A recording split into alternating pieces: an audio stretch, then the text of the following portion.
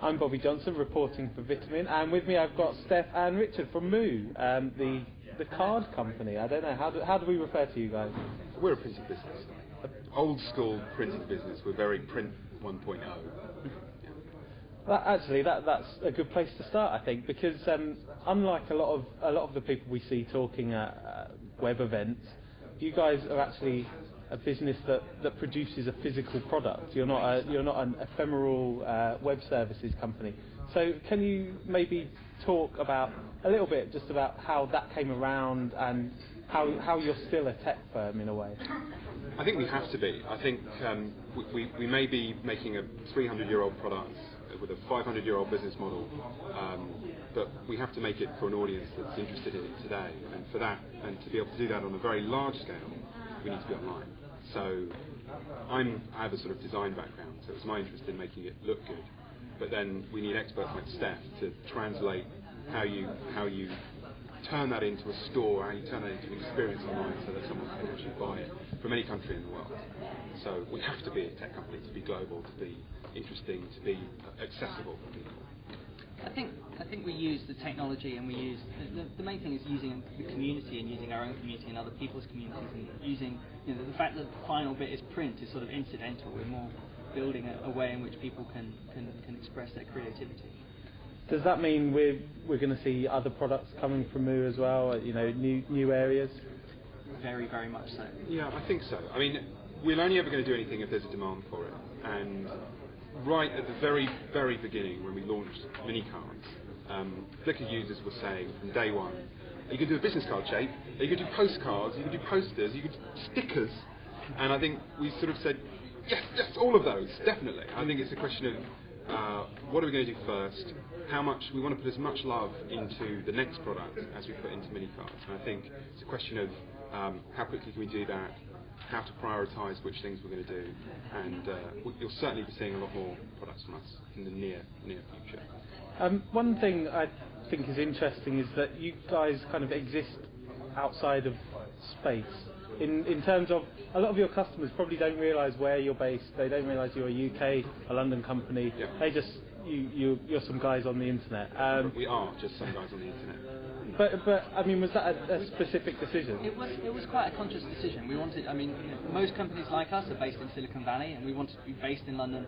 But actually, we wanted to ship globally, and it didn't really, we're on the internet, and it doesn't really matter where we're physically based. We happen to be in London.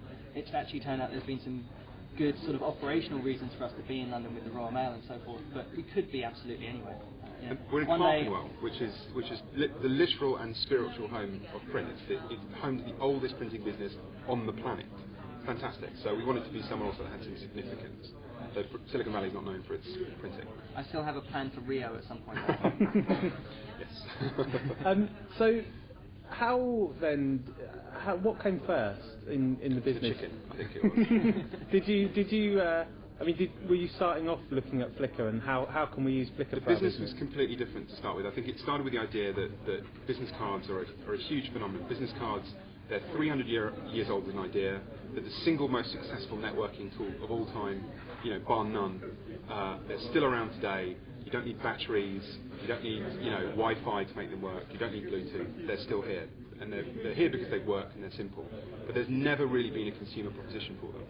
So I kind of looked at this and I thought, this is completely ridiculous. People today have more ways of communicating with each other. I've got 10 different instant messenger accounts, email accounts, websites and things that I can communicate with.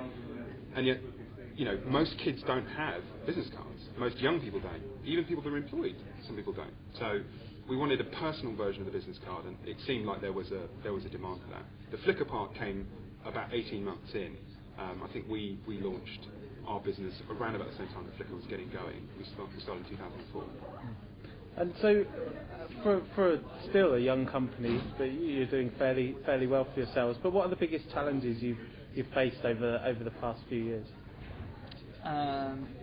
In terms of technical challenges, supporting all the languages and character sets that people wanted to print on the cards. We underestimated the global thing a little bit, and how complex that could be.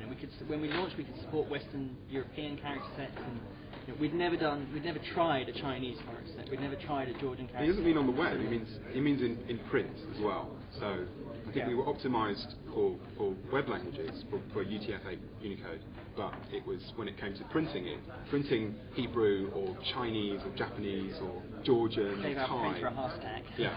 So and I mean the thing that we were worried about was scalability initially. Not necessarily technical scalability, but operational scalability. But again, the machines that produce the cards are incredibly fast, and we can print about 3 million cards a day. We don't get 3 million orders a day yet.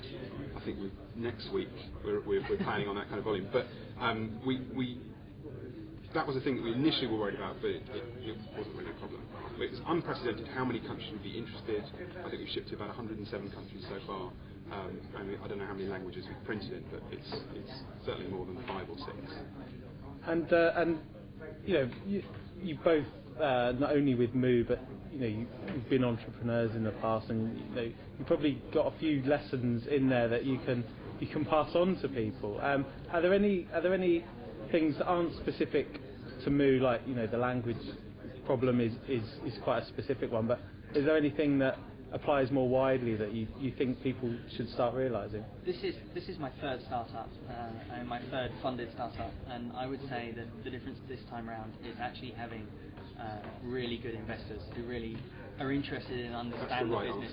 Really, I mean, it's true.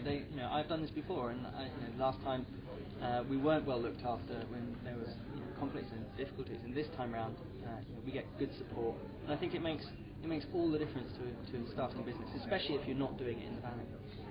My piece of advice would be don't work with animals or kids, and you'll be fine. And that is a metaphor, I think.